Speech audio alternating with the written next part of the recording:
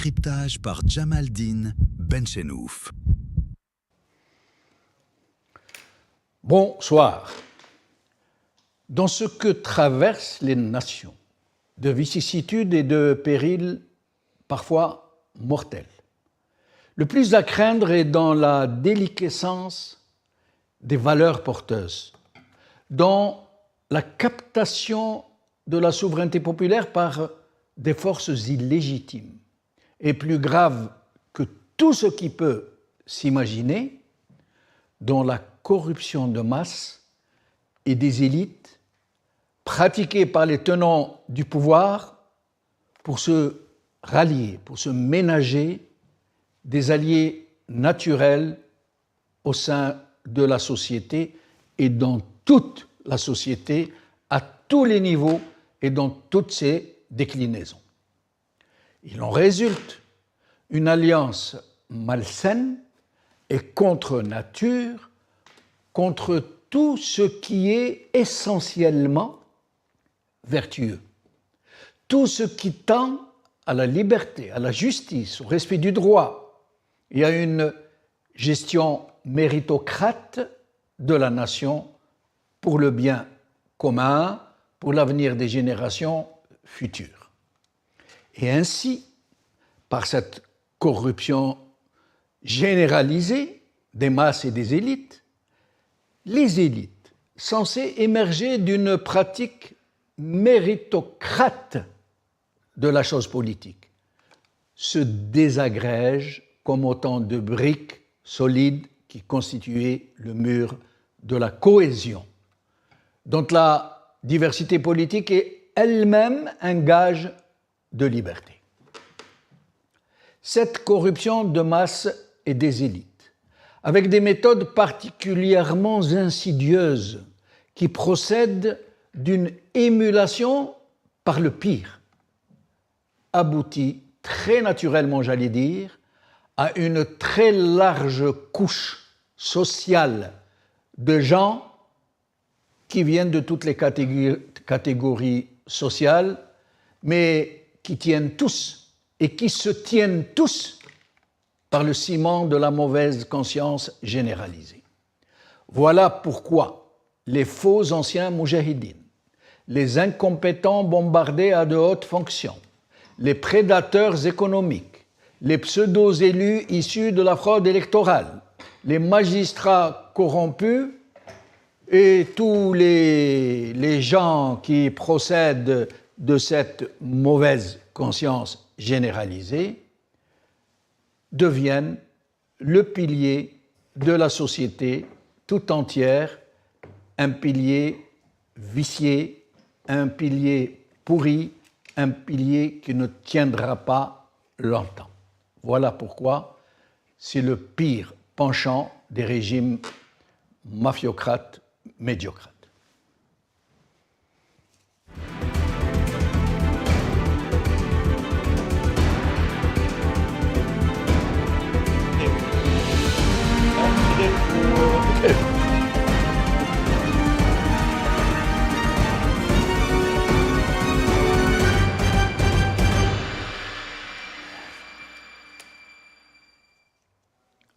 Algérie, brouillard et purée de pois, c'est le titre de notre émission d'aujourd'hui et pour en parler, j'ai le plaisir d'avoir ici avec moi sur le plateau Mohamed Bakir, observateur, militant politique. Mohamed Bakir, merci d'être avec nous. Téléspectateurs, merci. Alors, et depuis Strasbourg par visio, Assia Geshoud, militante politique et membre de Rachad. Assia Geshoud, merci d'être des nôtres. Bonsoir Jamaldine, bonsoir à ton invité, téléspectateurs, assalamu alaikum, Azul Fellaouen, ravi d'être encore parmi vous, merci pour l'invitation. Merci, restez avec nous Assia. Alors Mohamed Bakir, par rapport à la situation, au marasme actuel, à cette confusion généralisée où une chatte ne retrouverait pas ses petits, qu'est-ce que vous pourriez nous dire comme ça, en guise d'introduction à ce sujet, avant de rentrer dans les détails? Qu'est-ce que vous voulez que je vous dise? D'abord, je salue Mme Guchoud, parce que je ne l'avais pas saluée, vous ne l'aviez pas encore annoncé. Oui. Alors, dans la situation de marasme qu'il y a actuellement, il n'y a rien de nouveau sous le ciel d'Algérie. C'est ce que nous vivons depuis assez longtemps. Pour prendre un repère comme ça, pas vraiment arbitraire, mais juste pour repérer, je pense que c'est la situation que nous vivons depuis 2008, depuis le coup de force de Bouteflika pour ouvrir les mandats. Beaucoup de gens disent que la situation n'a jamais été pire que ce que nous vivons en ce moment. En termes de degrés, oui, en termes de degrés, on peut comprendre, mais en termes de nature, c'est la même. D'accord. Oui, en termes de nature, c'est absolument la même. Après, ça fluctue en fonction des conditions dans lesquelles le pays évolue, des conditions socio-économiques, d'environnement international, etc. Et ça fluctue aussi en fonction de la bêtise régnante au niveau des centres de pouvoir. En effet.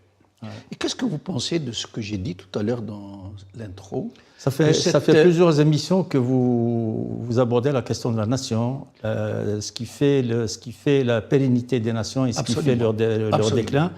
Et je pense que c'est véritablement l'enjeu auquel nous faisons face. Cette méthode dont nous venons de comprendre un peu d'où elle puise ses racines, son origine et de quelle façon elle procède. En fait, c'est une corruption. Nous sommes une société qui a des ressorts très puissants. Oui. On a des ressorts très puissants et c'est pour ça que notre société a perduré.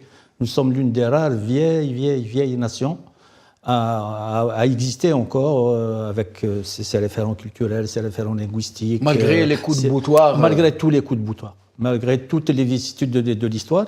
Mais par contre, ces ressorts-là, ils ne sont pas mobilisés, ils sont même combattus. Et c'est ça qui est incompréhensible. Absolument. C'est ça qui est incompréhensible.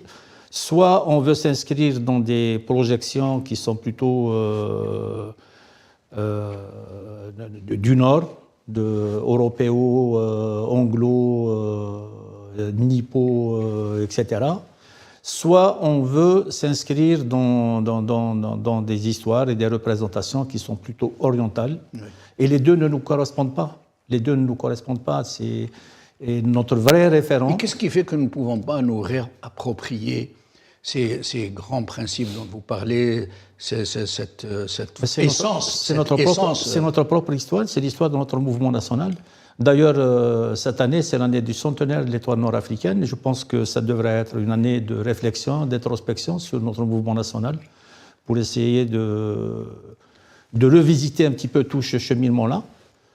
Une réflexion, une rétrospection qui pourrait échapper au contrôle du système? Non, le système, il va faire sa propre version. Mais c'est à nous d'avoir une vision autonome, d'essayer de prendre des initiatives pour réfléchir, pour nous réapproprier ce moment du centenaire de l'Étoile nord-africaine et de voir ce qui a marché, ce qui n'a pas marché, quelles sont les origines de nos difficultés, parce qu'elles viennent de quelque part, de cette trajectoire-là. Et de bien comprendre que c'est d'être dans une démarche historique, pas dans une démarche politique. Politique au sens de concurrence pour la représentation, etc. Mais pourquoi devrait-elle être seulement historique, mémorielle? Parce que l'histoire impose un certain recul. Elle impose un certain recul. Et lorsqu'on aborde une situation d'un point de vue historique, elle n'implique pas une responsabilité de la personne qui est dans cette trajectoire-là. Par contre, lorsqu'elle est politique, eh ben, je vais défendre un petit peu ma chapelle. Je vais considérer que c'est plutôt ma chapelle. Historique, c'est vrai qu'on a du recul. Il y a du recul. On doit voir d'où on vient, là où on a fauté, là où on a raté le virage. De l'objectivité, ce qui veut dire que l'histoire suppose de l'objectivité. Et je pense que ce qu'on devrait viser cette année, c'est à peu près ça, c'est d'essayer d'avoir un regard historique, un regard objectif sur notre histoire, parce que l'essentiel de la composante politique du pays vient de cette trajectoire-là, qui démarre en 1926. Et il y a eu des bifurcations, il y a eu des adjonctions qui sont venues d'ailleurs, mais le sillon principal, c'est celui-là. Or, ce sillon, c'est ce qui nous amène à la phase d'aujourd'hui, avec ses côtés positifs et ses côtés négatifs. Est-ce que vous avez une information sur de quelconques initiatives qui pourraient aller dans ce sens? Des initiatives, je veux dire, civiles, hein, qui viennent de la société, non pas des fameux... Je pense qu'il y a plusieurs noyaux qui travaillent sur des initiatives. il n'y a pas une dynamique d'ensemble, il n'y a pas une synergie vers quelque chose de central, mais je pense qu'on va connaître cette année plusieurs initiatives, chacun va se réapproprier un petit bout, etc. Peut-être qu'on aura à un moment ou à un autre l'intelligence de rassembler un petit peu tous ces affluents pour que ça fasse... La synergie. Voilà. Et votre média peut contribuer. Notre média est prêt à le faire. Non, même se donner son propre cadre de lecture de cette Oui, mais certainement. S'il y a une initiative qui bouge quelque part, qui concerne l'Algérie, on sera là. Non, mais vous pouvez même initier une initiative, oui, bien sûr. Oui, peut-être qu'à l'occasion du 22 février, la commémoration du Hirak, peut-être qu'il pourrait naître à cette occasion des initiatives comme méritoires. En tout cas, c'est un moment. Madame Gachoud m'excusera. Je vais vous parler. On va lui donner autant de temps. Voilà. En tout cas, c'est quelque chose d'essentiel par rapport à ce que nous sommes et à ce que nous avons projeté d'être. C'est à partir de 1926, dans l'immigration, ici dans la région parisienne, que l'idée même de combat national est née. Oui. Et cette idée de combat national a connu un cheminement avec ses hauts et ses bas. Tout à fait. Et il faudrait qu'on aborde le tout. Absolument, sans complexe. Sans complexe. Assia Guichoud, sur ces événements, qu'est-ce que vous pourriez nous dire sur cette confusion, sur cette situation dont personne ne sait où elle va, comment elle va déboucher, sur quoi ? Oui, en fait, je peux surtout livrer un sentiment général de fragmentation dans la société algérienne. Moi, ce que je vois, les échos que j'ai depuis l'Algérie, c'est que le fossé n'a jamais été aussi grand. C'est-à-dire qu'actuellement, vous avez des personnes qui vont très bien, qui vivent très bien, qui font partie du système, qui ont les ressources nécessaires, qui sont en dehors de la société algérienne. Et vous avez le citoyen qui souffre, qui a énormément de mal à joindre les deux bouts. Il y a un climat d'insécurité, c'est très intéressant que votre invité parle justement d'un volet de l'histoire de l'Algérie. Pendant laquelle l'Algérien, l'indigène, à l'époque de la colonisation, se sentait en insécurité dans son pays. Et actuellement, je pense que ce climat n'a jamais été aussi fort depuis l'indépendance. Et on le voit bien avec la situation des droits de l'homme en Algérie, toutes ces arrestations arbitraires. C'est-à-dire qu'il y a une politique de répression qui a été mise en place depuis quelques années, qui est terrible, qui n'a jamais été aussi étouffante. Et finalement, l'Algérien n'a aucune soupape de sécurité. Il va mal, c'est-à-dire qu'il n'arrive pas à vivre correctement. Il va mal parce qu'il ne peut pas exprimer ses opinions. Donc, finalement, ce climat général, il est dans cet état. Actuellement, je pense que nous avons vraiment touché le fond. Je ne sais pas si on peut aller plus profondément en creusant, mais voilà le sentiment que j'ai, en tous les cas, les retours. Et même nous qui vivons à l'étranger, vous voyez, moi, je sens énormément de distance avec mon pays. J'ai jamais été autant, éloignée parce que je ne peux pas rentrer en Algérie, parce que je ne sais pas quel sera mon sort, qui me sera réservé si je rentre. Est-ce qu'on va me renvoyer une fois à l'aéroport, comme on l'a fait à beaucoup de personnes, à des militants, ou bien on va m'emprisonner? C'est-à-dire que vous voyez, nous sommes tous sur le même bateau. Et voilà le sentiment que je peux donner. Moi, je vous conseille vraiment pas de rentrer. Et pour tous ceux qui connaissent ce système et son mode d'emploi, une Assia Guichoud, si elle rentre, elle devra s'en prendre qu'à elle-même. Pourtant, c'est mon droit, le plus légitime. Je suis algérienne, j'ai le droit de rentrer dans mon pays. Oui. Et c'est ça qui est terrible aujourd'hui, vous voyez. Eux considèrent que c'est leur propriété. L'Algérie est leur propriété, ils en font ce qu'ils veulent. tu fais tout ce que tu veux, c'est ma propriété, ma chasse gardée, je ne veux pas que tu rentres. Vous vous rappelez notre ami Dutour, Nasser Dutour et Farid Halilet, c'est des Algériens. Ils ont été, et encore, ils ont été gentils avec eux. Hein? Oui, c'est les cas médiatisés. Absolument. Mais encore, ils ont été gentils avec eux, ils ne les ont pas mis en prison. Vous voyez? Mais je vous laisse poursuivre, Assia. Oui, mais c'est terrible. C'est ce constat-là, justement, Jamaldine. C'est-à-dire qu'aujourd'hui, ça paraît presque normal de dire ça, alors que c'est terrible. Moi, j'aimerais bien que les gens comprennent que si on en est arrivé là, c'est que rien ne va plus. On ne peut pas accepter ça. C'est-à-dire que moi, j'aurais tendance à encourager tous les militants qu'on rentre tous dans un avion en direction d'Alger et adviendra que pourra. C'est-à-dire, c'est notre droit. Ce n'est pas normal qu'on puisse laisser faire de cette manière-là. Vous voyez, c'est-à-dire que le constat général, vous étiez en train de faire un bilan de la situation. Voilà où on en est. C'est-à-dire qu'aujourd'hui, on doit subir et se taire. Sinon, ben, on est traité de traître, on est poursuivi, on est arrêté. Ceux qui sont en Algérie, c'est la même chose, hein. Ils vivent la même chose que nous. À part que nous avons le choix. C'est-à-dire que moi, demain, si je ferme mon téléphone, je parle plus et je reviens à ma vie dans la normalité de ma vie, je suis quand même dans un état de droit, et ben, il se passera plus rien. À part que bon, je fais une croix sur mon pays, sur ma famille. Il y a une solution, Assia. Il y a une solution si vous voulez vraiment rentrer, rejoindre votre maman pour parler avec elle, sans point ni virgule, pendant 2 heures. Il y a une solution. Vous allez au consulat, vous demandez à signer le fameux formulaire où vous vous engagez à ne plus faire de politique. Et là, non seulement vous pouvez rentrer, mais vous êtes reçu avec les honneurs et on vous protège même contre les citoyens algériens qui auraient le culot de vous aborder de façon peu amicale. Comme c'est le cas de la personne qui est rentrée récemment, qui a été prise à partie par des passants et qui sont retrouvés en prison. Effectivement, je pourrais faire ça. Si je n'avais pas de conscience, je pourrais faire ça. Mais mon engagement est bien au-delà de ma personne. Et véritablement, enfin, je n'aurais pas la conscience tranquille que d'aller signer ce papier. Maintenant, ce que je peux dire, c'est qu'il n'est absolument pas normal.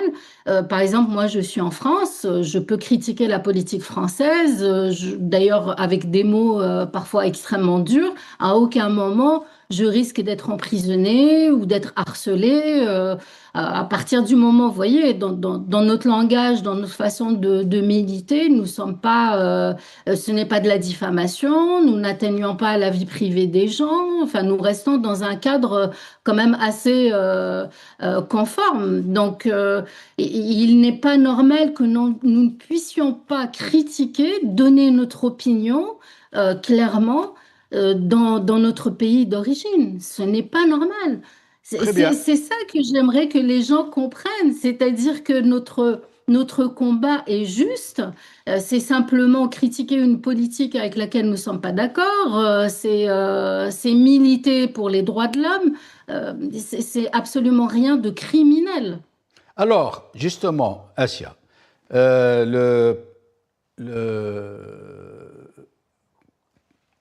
au sujet des gens qui expriment leur avis, en politique ou en économie.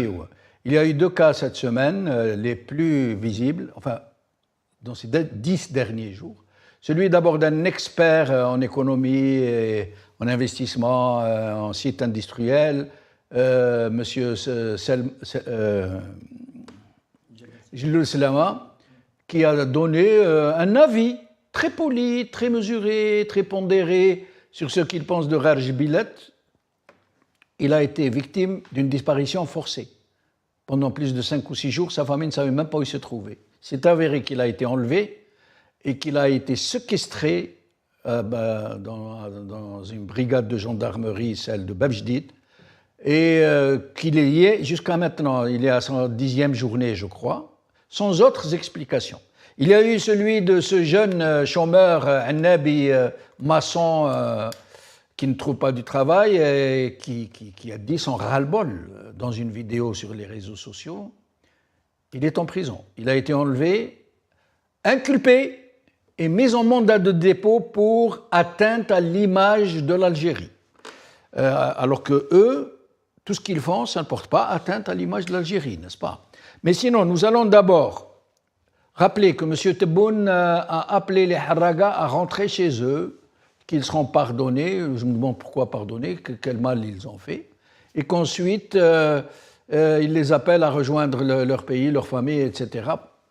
Jusqu'à maintenant, pas un seul Harrag selon les informations que nous recevons, n'a franchi le pas. Bien au contraire. Nous allons vous montrer des images dans un consulat espagnol où les Algériens Harraga se rendent par dizaines de milliers pour essayer d'obtenir un passeport, parce que cette pièce leur est exigée par les autorités espagnoles pour les régulariser, parce que l'Espagne va régulariser 500 000 migrants. Regardez ces images.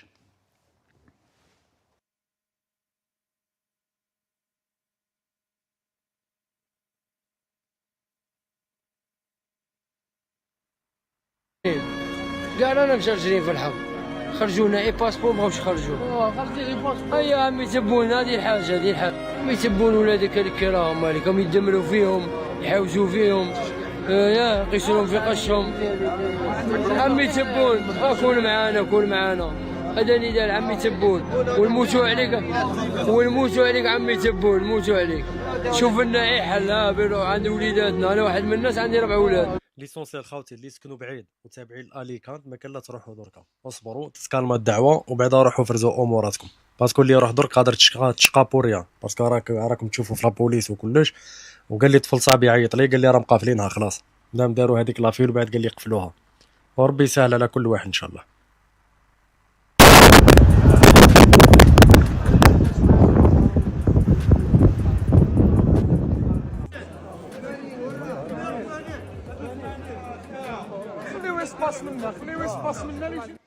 Alors, Mohamed Bakir, ces images, ce sont celles d'Algériens qui se rendent au consulat pour essayer d'obtenir un passeport, ne serait-ce que provisoire, pour régulariser leur situation et demander à avoir des titres de séjour en Espagne. Le régime, semble-t-il, je ne suis pas sûr, mais c'est ce qu'on nous dit, semble user de ces images pour faire savoir que les Algériens se bousculent par milliers pour répondre à l'appel de Hamam Tebboune. Voilà, je vous ai tout dit. En Espagne, bon, il y a un décret royal pour la régularisation des étrangers et des étrangers en situation irrégulière. Dans la presse espagnole, il y a des estimations qui disent qu'il y aurait que ce décret va induire entre 500 000 et 800 000 régularisations. Les conditions essentielles, c'est une présence sur le territoire espagnol 5 mois avant le 31 décembre 2025 et un casier judiciaire vierge. Et le dépôt de dossier induit automatiquement une autorisation de travail. Donc c'est en gros le dispositif qui est mis en place. On voit bien que l'engouement il est très important au niveau des consulats et qui ne voudrait pas être en situation régulière, c'est tout à fait normal. Donc, ce qui devrait être délivré, c'est soit un passeport, soit une attestation consulaire, donc qui établit la nationalité de la personne, qui établit son origine. Voilà. Maintenant, si nos médias, les médias algériens disent que c'est des chaînes pour revenir au pays. Pour revenir au pays. Répondre à l'appel pour revenir au pays, il n'y a besoin d'aucun document, absolument d'aucun document. Il suffit, à la limite même, de se présenter à un policier et de dire voilà, je suis algérien. Mais il faut un passeport consulaire. Il suffit le passeport pour pouvoir accéder à l'aéroport, prendre l'avion. Ils vont s'en occuper. Le consulat? Non, les policiers, les consulats, ils vont s'en occuper. C'est pas un problème. Ce qui veut dire qu'il n'y a pas besoin de chaînes comme celle-là. Oui. Prenez quelqu'un qui est présent sur le territoire français en situation irrégulière. Il se présente à un policier, il lui dit voilà, je suis algérien. Déjà ça, c'est pas habituel parce que généralement les gens quand ils sont en situation irrégulière, ils font de sorte qu'ils ne soient pas identifiés par rapport à un pays d'origine. C'est pour ça que les gens cachent leur papier. Si on sait que vous êtes algérien, on sait vers où on doit vous reconduire. Voilà. Oui. Donc, quand ils prennent des jeunes, les jeunes, la première chose qu'ils font, ils disent qu'ils sont séoudiens. Ici, oui, exact. Mais comment expliquez-vous qu'il n'y ait quasiment pas un seul Harrak parmi des centaines de milliers entre l'Espagne, l'Italie... On en a déjà discuté. Oui, mais c'est bien de le rappeler. Oui. Les gens, pourquoi ils quittent le pays? C'est par l'absence de perspective. Oui. C'est pas l'absence de perspective. Mais en France non plus, on les a vus, vous et moi, on les a vus. Ils vendent des cigarettes, du sarro. C'est un palier.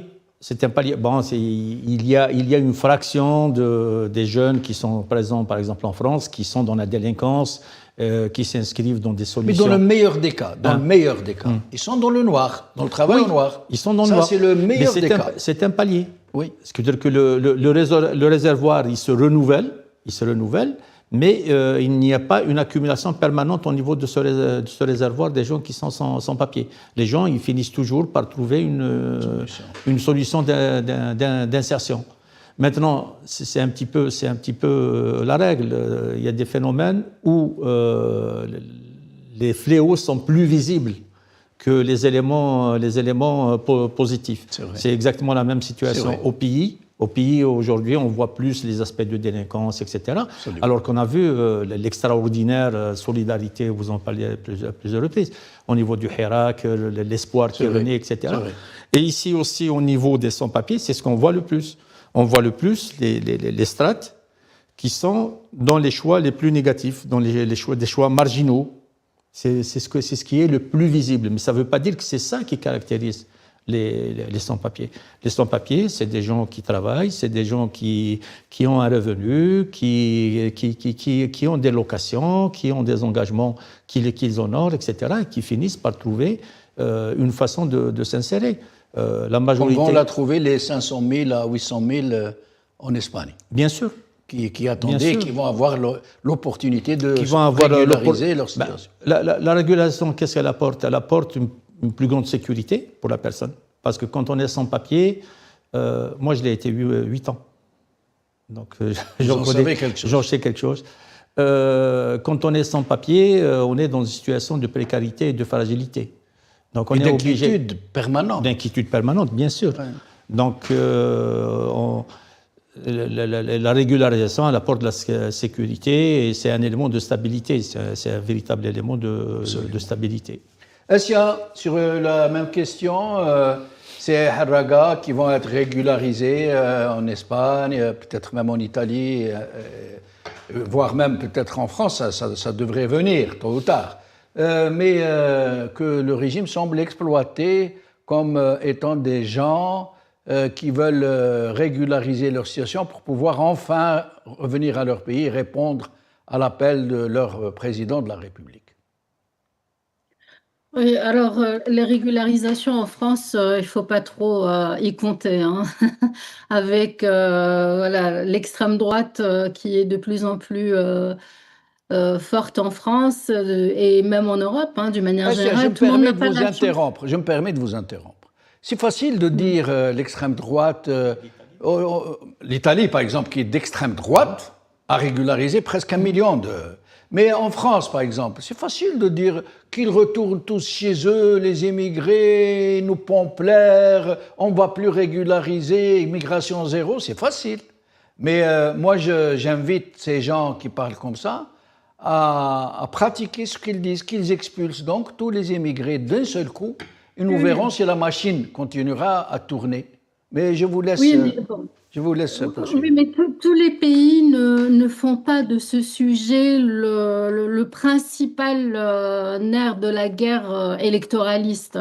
En Espagne, c'est la deuxième grande vague de régularisation. Il y en a une, je crois, il y en a eu une en 2005 qui était extrêmement importante. Je crois que c'était 1 demi-million aussi.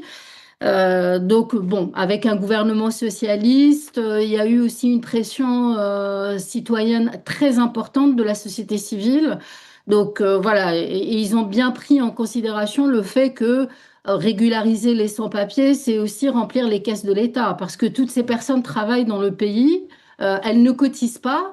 Euh, voilà, donc là, ça va faire quand même rentrer beaucoup d'argent dans les caisses. Maintenant, pour revenir à ce sujet de récupération, je n'ai pas vraiment vu. J'ai essayé de chercher tous les articles que j'ai trouvés sur le sujet des consulats à Alicante et à Barcelone, les consulats algériens, disaient que c'était surtout pour obtenir une procuration pour pouvoir demander à leur famille en Algérie de leur obtenir un casier judiciaire vierge. Parce que c'est une des conditions nécessaires. Maintenant, il y a eu tout de même le député de la diaspora qui s'appelle Fares Rahmani, qui a demandé au ministère des Affaires étrangères de faire en sorte que ces sans-papiers puissent obtenir ce document d'une manière dématérialisée pour ne pas se retrouver face à cette situation parce que les autorités espagnoles ont été complètement prises de court et débordées, hein. Et il y a eu des centaines, des milliers de personnes devant les consulats. Vous imaginez quand même le trouble à l'ordre public que ça peut aussi produire dans le pays. Donc, de la part des autorités algériennes, je n'ai rien vu officiellement qui est récupéré. Mais bon, ce n'est pas étonnant, ça ne serait pas étonnant et ce n'est pas la première fois qu'ils essayent. Ils ont quand même eu le culot de filmer des manifestations à Paris où nous étions, nous, en train de manifester à la place de la République jusqu'à Bastille. Ils les ont filmés en disant, par exemple le 1er novembre, en disant que ça, c'était des gens qui étaient pro-régime. Donc, bon, ça ne m'étonnerait pas qu'ils le fassent, mais actuellement, en tous les cas, moi, dans les recherches que j'ai pu effectuer, ce n'était pas le cas. Maintenant, pour revenir à l'appel de Tebboune aux sans-papiers à revenir en Algérie, il est clair que ça, c'est...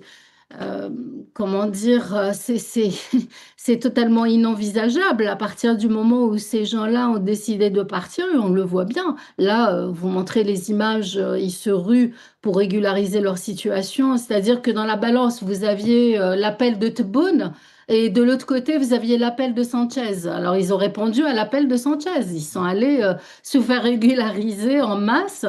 Et il y a eu justement, dans mes recherches, j'ai trouvé qu'il y avait une fondation qui s'appelle Duncas. Là, en janvier 2026, elle a sorti un rapport en disant que la communauté algérienne, les sans-papiers algériens, étaient la deuxième communauté la plus importante en Espagne. Donc, ça explique un petit peu aussi pourquoi on voit autant de personnes se ruer devant les consulats. Ce que je peux dire sur ce sujet, Jamaldine. Alors, nous allons revenir. Vous voulez dire quelque chose, Mohamed ? Non, c'est bon. Alors, nous allons revenir sur l'enlèvement, pas l'enlèvement, le rapt, le kidnapping, l'enlèvement, et la séquestration de Jilloul Slama pour avoir dit ce qu'il a dit. Alors, à votre avis sur cette question, on n'en parlera jamais suffisamment. En tous les cas, c'est devenu la règle. Ce qui veut dire que l'un des éléments constitutifs du lien social dans une société normalement constituée, c'est le débat public et contradictoire. Un débat public et contradictoire, qui est un débat qui soit libre. Dans une société normale, ce qui est dit dans le débat public, c'est le sérieux et la justesse de ce qui est dit qui fixe la norme. Parce qu'on ne peut pas dire des bêtises. Lorsqu'on dit des bêtises, on est disqualifié dans le débat public automatiquement. Donc il n'y a pas lieu de pondre des lois, il n'y a pas lieu de considérer que ça peut être dit, ça peut pas être dit. Mais c'est un élément essentiel, cet aspect de débat public et contradictoire. C'est un élément clé de la démocratie. C'est ce qui permet la constitution de l'opinion. Une opinion pluraliste, c'est ce qui va donner du crédit aux élections par la suite. C'est tout un processus. Finalement, l'élection, elle ne se joue pas au moment où vous mettez le bulletin dans l'urne, mais elle vient de loin. Elle vient d'abord de ce débat public, contradictoire et libre. Or, ce à quoi on assiste dans notre société, c'est qu'il y a un refus total du débat. Parce que pour compléter le tableau, il faut dire que depuis la déclaration de cet économiste, il y a un déferlement d'émissions, de débats, etc., sur les médias officiels, à sens unique, que c'est le projet du siècle, que c'est un projet structurant, etc., etc. Il n'y a pas un média public qui n'a pas fait 2-3 émissions en invitant des spécialistes, etc. Mais il y a un seul son de cloche. Ce qui aurait été bénéfique, c'est que le point de vue de M. Slama soit entendu, c'est que le point de vue des autres experts soit entendu, c'est que tous les points de vue soient entendus, et que nous, en tant que citoyens, nous, en tant qu'Algériens qui ne sommes pas dans ce dossier-là, puissions nous faire notre opinion et puissions avoir notre propre jugement sur la portée, la justesse. C'est possible que c'est le meilleur projet que l'Algérie ait porté depuis Massinissa. C'est possible. Mais à la limite, à supposer qu'il est, comme ils disent eux, il est diffamé. Non, l'enlèvement, l'arrestation, l'atteinte à la liberté des gens pour des questions d'opinion, ça c'est une position de principe. C'est une condamnation sans appel. Il n'y a pas à différencier, il n'y a pas à chercher à trouver des excuses, etc. Dans une démocratie, si on devait être une démocratie, ce que nous ne sommes pas, dans une démocratie, on ne touche pas aux gens pour leur expression. Ce qui juge, ce qui filtre l'expression, c'est la pertinence du propos, c'est sa justesse, c'est son crédit, c'est... Mais ça a toujours été le cas. Qadi Hassan... oui. C'est pour ça que je vous dis que c'est une position de principe. Comment l'autre journaliste qui a été traité de Khabarji Drarni. Drarni. C'est pour ça que je vous dis qu'on doit être dans une position de principe. C'est-à-dire que si on est d'accord qu'on n'arrête pas les gens pour leur opinion, on ne les convoque même pas dans un commissariat pour leur opinion. Si la loi établit qu'il y a quelque chose qui est illégal, c'est la loi qui est établie. C'est une comparution directe. Il y a la justice. Il y a la justice. Il y a la procédure libre. Parce que la loi, elle a deux aspects.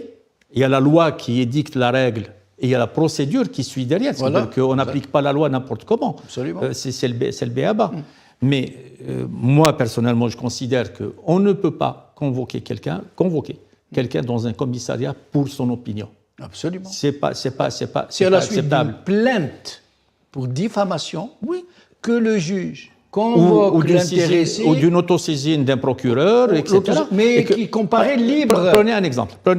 Nous sommes à l'étranger. Moi et Mme Gueshoud, on est à l'étranger. On s'exprime régulièrement sur la situation nationale, sur la situation en Algérie. Nous restons des justiciables algériens. Oui. Nous restons des justiciables algériens. Si nous avons des propos qui tombent sous la loi, qu'un procureur se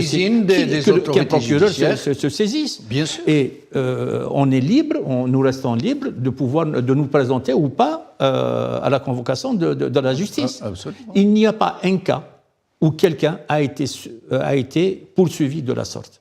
De sorte que, pour revenir au sujet de tout à l'heure, de sorte que, je ne sais pas si en arrivant à Houari Boumdien, quel sera mon statut.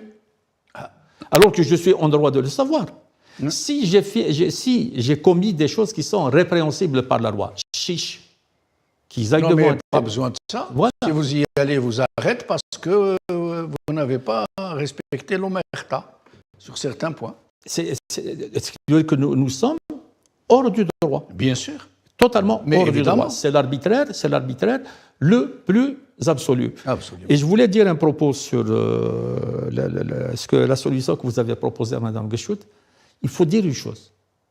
Dans ce que nous faisons, dans l'engagement que nous avons, il n'y a rien qui prête à repentance ou à excuse. Je n'ai pas à m'excuser ou à me repentir de mon patriotisme. Absolument. Je me considère comme un patriote algérien. Je m'astreins à une expression patriotique tout en étant dans l'opposition. Et il n'y a rien. C'est-à-dire que ce document est un crime contre la nation. L'existence même de ce document est un crime contre notre nation, contre son processus de libération. On demande aux Algériens de se repentir de leur engagement et de s'excuser de leur intérêt pour leur patrie. Et ça, c'est inacceptable. Très bien. Est-ce qu'il y a quelque chose à dire sur ça? Je suis totalement d'accord avec M. Bakir. Je partage, et c'est ce que je disais tout à l'heure, Je n'ai pas à m'excuser non plus pour mon engagement, pour l'amour de mon pays, pour ce que je représente. Et j'ai le droit de rentrer dans mon pays, quelles qu'en soient les conséquences. Maintenant, je ne vais pas le faire parce que j'ai pas envie non plus de tenter le diable, comme on dit. Mais peut-être qu'un jour, ça me prendra et j'achèterai un billet d'avion, je rentrerai, je verrai ce qui se passera. Bon, j'aurais pas la chance d'être défendue comme Sansal voilà, surtout Sansal, mais il est clair que c'est mon droit. C'est mon droit. De la même manière que je le fais ici aussi sur le territoire français. Je n'ai pas ma langue dans ma poche pour critiquer la politique de Macron ou celle d'un n'importe quel ministre. Comme citoyenne vivant ici, voilà, je le fais. Donc j'ai la chance d'avoir cette double nationalité, d'appartenir également à mon pays d'origine. Et pour moi, c'est quelque chose c'est évident. Mais j'aurais bien voulu parler justement de l'arrestation de cet économiste. Je ne sais pas si vous me laissez l'occasion de le faire. Bien sûr. Oui, voilà. Donc, ce que je voulais dire, c'est-à-dire que ce régime, par son comportement, il installe toujours une suspicion. C'est-à-dire qu'au départ, tout se passe bien. Ce projet, bon, pourquoi pas? Nous, on a envie que ce projet soit vraiment important. Il a l'air intéressant. Peut-être qu'il y a eu des études qui ont été menées.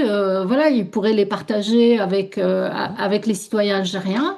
Mais l'arrestation de cet économiste qui s'est exprimé et qui a critiqué finalement ce projet et sa disparition depuis maintenant une douzaine de jours, met tout de même un climat de suspicion. On se pose la question. Moi personnellement, ça a attiré mon attention, me disant mais comment ça se fait?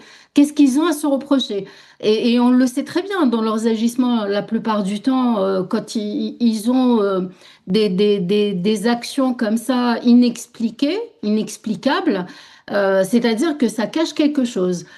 C'est ça qui est terrible. C'est-à-dire que ce projet, par exemple, j'ai lu énormément de choses là-dessus. J'ai peut-être pas cherché profondément. D'ailleurs, j'ai même téléchargé des thèses qui ont été faites par des universitaires pour essayer de creuser, de voir voilà, quelle est vraiment la faisabilité de ce projet, sans être une spécialiste, hein, mais en tant que citoyenne qui s'intéresse à son pays, parce que nous avons quand même une réserve de fer qui est extraordinaire. C'est la deuxième plus grande réserve de fer au monde, après celle de l'Australie. Donc peut-être que ça pourrait être une alternative aux hydrocarbures, ce qui n'est pas un luxe pour l'Algérie, parce que bon, on le sait très bien que les hydrocarbures, voilà, on arrive quand même à la fin de cet or noir. Donc pourquoi pas trouver d'autres alternatives? Mais là, finalement, quand je vois comment ils réagissent, comment ils agissent, alors que ça aurait été plus simple d'avoir un débat contradictoire, d'inviter cet économiste avec d'autres spécialistes qui ont déjà fait ces études et pouvoir discuter, convaincre, argumenter, comme ça se fait dans énormément de pays. Voilà, ils n'ont pas la science infuse, ils n'ont pas la parole divine, c'est-à-dire qu'ils disent quelque chose et tout le monde doit suivre. Mais aujourd'hui, c'est un peu comme ça. D'ailleurs, j'écoutais tout à l'heure une allocution du Premier ministre qui disait que cette réserve de fer était une bénédiction divine pour l'Algérie. Et il l'a qualifié, c'est-à-dire qu'il a eu un discours extrêmement idéologique pour expliquer à la population qu'ils ont infantilisé, hein, parce qu'ils s'adressent à des gens à travers les chaînes nationales, en expliquant que Dieu avait choisi l'Algérie comme étant une terre bénite, et c'est pour ça que nous avons cette réserve de fer aussi importante. Franchement, Jamel Eldin, moi, ça m'a quand même bien fait rire de les entendre s'exprimer de cette manière. Moi, c'est presque que ça me fait pleurer. Dieu est algérien. Dieu est algérien. C'est ça, c'est incroyable. Ils lui ont donné un passeport, une carte d'identité. Mais pour les raisons que vous avez qualifiées d'abord d'inexplicables puis d'inexpliquées, vous avez bien raison, parce qu'elles ne sont pas inexplicables. Il semble qu'il était mis en prison, qu'il ait été enlevé et séquestré, non pas par rapport à ce qu'il a dit dans cette émission dont on a fait disparaître le contenu dès le lendemain, mais il semble qu'il ait dit autre chose dans une autre émission qui n'a pas été diffusée, et il aurait évoqué l'existence de cette société turque, je ne me rappelle plus comment elle s'appelle. Tassiali, à laquelle on prête la connivence avec le fils de Boun. Et il aurait dit que c'est pas normal qu'une société privée de ce type, il aurait même prononcé le mot mafieuse, puisse obtenir d'un tel marché et avec une subvention de l'État de l'ordre de 70%, sans compter les taxes dont elle est exemptée, etc. Il paraît que c'est surtout à cause de ça qu'il a été... Quelle que soit la raison. Oui. Quelle que soit la raison. Dans un État normal, dans un État de droit, il y a un délit ou un crime qui est commis, il y a la justice qui est saisie et elle traite le cas. Mais ce n'est pas un État de droit, Mohamed Bakir. Oui, je sais. Ça veut dire que il n'y a pas à discuter sur ça. Ce n'est pas un État de droit. D'accord. Donc on n'a pas à chercher. On n'a pas à chercher. Est-ce que c'est pour telle raison ou telle raison ou telle raison? C'est un arbitraire. Oui. Ça reste un arbitraire. Oui. C'est un arbitraire. Mais qui donne l'ordre des choses. Oui. Qui donne l'ordre de la pratique ordinaire de ce régime. J'utilise un concept qui m'est reproché par beaucoup d'amis qui considèrent que je suis trop sévère en utilisant cette qualification. Pour moi, le pouvoir algérien est une régence. Nous ne sommes pas en république. Oui, oui. Nous ne sommes pas en république. Si nous sommes une république, nous sommes dans une république des généraux. Voilà. C'est une république. Peut-être qu'eux, ils fonctionnent comme une république. Nous n'avons pas un gouvernement au sens démocratique. Mais qui dit régence dit dépendance d'un autre mais décideur. Bien sûr, mais ils sont on dit régent ou proconsul. Ils sont dépendants à l'intérieur et à l'extérieur. D'accord. Ils sont dépendants à l'intérieur puisque le vrai centre de décision, le vrai lieu du politique, il est au Tagana. Ils sont dépendants de l'extérieur parce que ils sont des démembrements multiples et chaque démembrement a ses propres allégeances à l'extérieur. Il y a ceux qui étaient allégeants à la France qui se retrouvent aujourd'hui essentiellement à la prison militaire de Blida. Il y a ceux qui sont allégeants à la Turquie, qui sont essentiellement Al-Mouradi aujourd'hui. Il y a d'autres qui sont allégeants aux Russes, etc., etc. Parce que la situation de l'Algérie, elle est dramatique. Oui. Du temps du parti unique, les choses étaient plus prévisibles. Plus prévisibles et peut-être moins dommageables pour le pays. Moins dommageables pour le pays. Pourquoi ? Parce que d'abord, le parti unique, il se définissait par sa politique. Donc un Algérien pouvait être de ce parti politique-là. C'est-à-dire que la frontière, elle n'était pas étanche. Elle était poreuse. Donc quelqu'un pouvait choisir d'être du FLN et d'être dans le système de gestion et de pouvoir. Je pense qu'il y a eu un glissement qui a été opéré dans les années 90. Parce que la lutte contre le terrorisme islamiste a été menée non pas pour favoriser un projet de société et accomplir une rupture historique, mais il a été mené pour préserver un pouvoir. Absolument. Et qu'est-ce que ça a donné ? Ça a donné une caste. Et cette caste, c'est ce qu'ils ont appelé la famille révolutionnaire. Oui. Or, la famille révolutionnaire, on en est ou on n'en est pas. Et là, on est passé d'une situation où... Une caste. C'est une caste où la frontière entre le système de pouvoir et la société était poreuse, c'est-à-dire qu'un Algérien pouvait rentrer ou sortir du parti unique. La famille révolutionnaire, non. Et c'est ce qui est en train de phagocyter le pays, de tuer le pays, parce qu'on est dans une catégorie... Je l'ai dit tout à l'heure dans mon intro. Oui. Ce sont les alliés naturels du régime. Oui. Qu'il a créé, qu'il a corrompu, qu'il a acheté, et qui se tiennent les uns les autres par le ciment de la mauvaise conscience. J'ai commencé par les anciens faux moudjahidines, où j'en arrive jusqu'au juge corrompu. Ils se tiennent par le ciment. Et ça fait toute camarilla qui gère le pays à son propre profit. Il reste 4 minutes. Je voudrais que vous preniez chacun 2 minutes pour le mot de la fin. J'ai pris beaucoup de temps, donc, Madame Guéchoud. Oui. Alors, Assia, pourquoi malgré toutes ces promesses, M. Tebboune n'a pas inauguré comme prévu le fameux projet du siècle, celui qui aurait dû rentrer dans le Guinness Book of Records, etc., etc. Est-ce que vous avez des informations ou est-ce que vous préférez que je vous les donne? Bon, a priori, vous m'aviez déjà soufflé à l'oreille que. Bah voilà, alors. Donc, je vous laisse le dire. Non, non, allez-y, puisque moi, je deviens Alzheimer, je ne me rappelle plus de ce que j'ai mangé à midi. Donc. Oui, non, mais a priori, il y a eu des retards Dans la livraison, oui, dans la réception livraison des projets. Dans la réception du projet, voilà, parce que il y avait 2 phases, je crois, et finalement, il y a eu un retard. Site industriel terminal 1, site industriel terminal 2, dans le premier étage Bilet, le 2 est à Béchar, et où il y a en fait, cette fameuse société turque qui s'appelle Tassiali. Oui, oui, mais en plus de ça, en fait, ce projet, il est déjà ouvert depuis 2022, hein. Il n'y avait pas de possibilité d'acheminer le fer d'une manière correcte parce que, bon, il y a cette ligne ferroviaire, d'ailleurs, qui a été mise en place dans un délai extrêmement court, hein, moins de 3 ans. Je crois que ça avait commencé en 2023 avec les Chinois. Et donc, la ligne, elle vient d'être inaugurée de chemin de fer qui fait quand même 900 km, c'est pas rien. Ça, on peut le saluer. Pour être objectif, il faut quand même saluer cette inauguration. Maintenant, l'acheminement du fer, c'est un petit peu plus compliqué, hein. Ce qui est dommage, c'est que les accords qui avaient été signés en 72 avec le Maroc, parce que normalement, c'était quand même plus frontalier, ça devait être acheminé par le Maroc et ensuite aller vers l'Atlantique.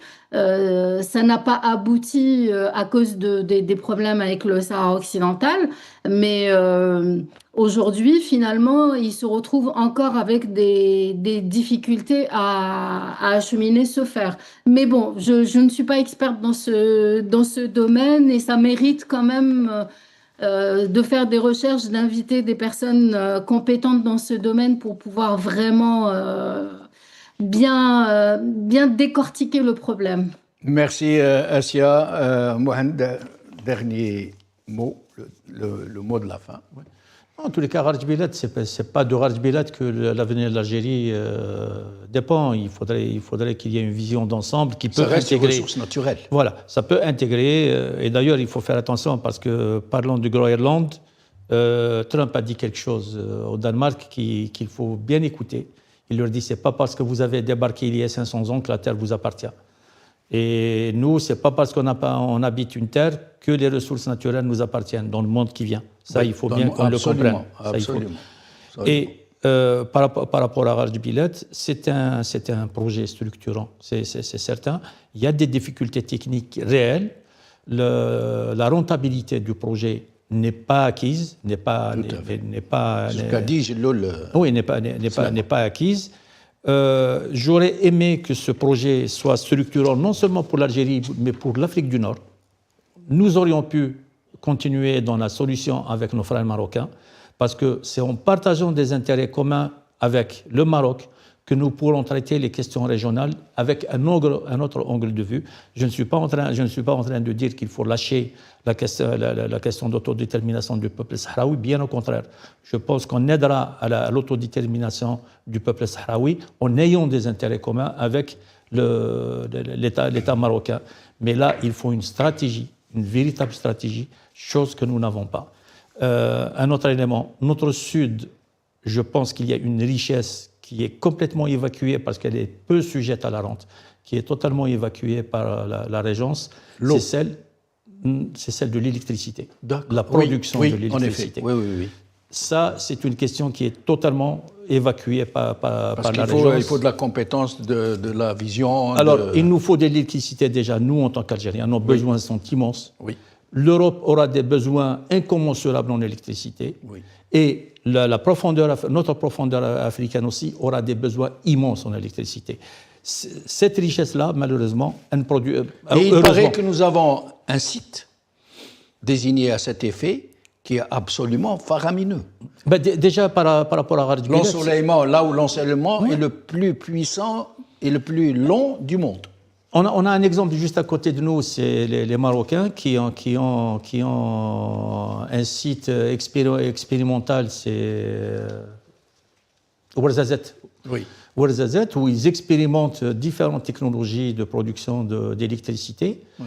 On aurait pu aussi là profiter de leur expérience. Absolument. Et avancer avec eux. Moi, je reste convaincu que ce n'est pas le partage d'intérêts qu'on peut avoir des convergences. Et d'ailleurs, il y a un article qui paraît aujourd'hui sur la course à l'armement au niveau, c'est Le Monde qui a publié un article sur la course à l'armement entre les deux pays. C'est la plus grande bêtise qui puisse exister au monde.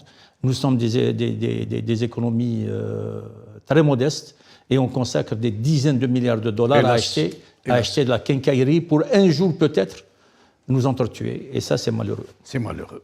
Mohamed Bakir, merci beaucoup. Assia Geshoud, merci beaucoup. Merci, chers amis, d'avoir suivi cette émission. Pardon pour nos confrères sur le programme desquels nous avons un peu débordé. Merci beaucoup. Bonne soirée.